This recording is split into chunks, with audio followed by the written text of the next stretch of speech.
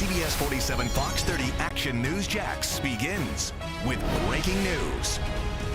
We are following three breaking news stories this morning on Action News Jax. All three are involving shootings. The first scene we want to take you to, where police are investigating an armed suicide attempt turned into an officer shooting on a woman on the north side. We want to warn you, the details of the shooting might be disturbing to hear. Action News Jax' Finn Carlin is live in the neighborhood where this happened on Moose Road off New Berlin Road. And Finn, police say 6 officers were involved.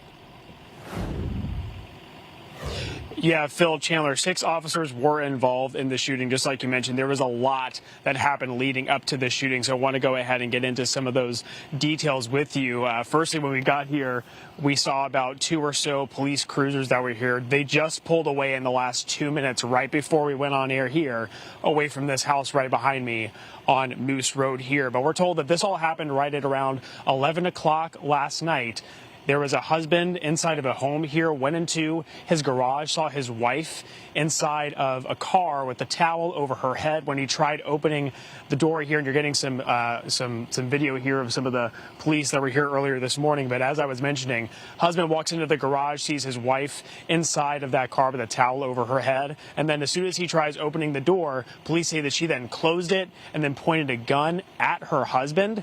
That's the point where the husband walked back inside of the home and then saw his wife, police say, walk across the street, sit on a bench, still with that same gun after getting out of that car that she was in, inside of the garage. That's when the husband called police, we're told, and then 6 officers responded to this area of Moose Road. And when that happened, the Jacksonville Sheriff's Office says that this woman started firing at the officers that responded.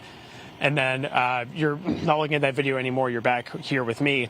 And after that happened, we're told that the 6 officers started firing back at that woman, shot her multiple times. None of the 6 officers involved in this were hit by any of the shots that were fired by that woman. But we're told that woman was then treated, then taken to the hospital.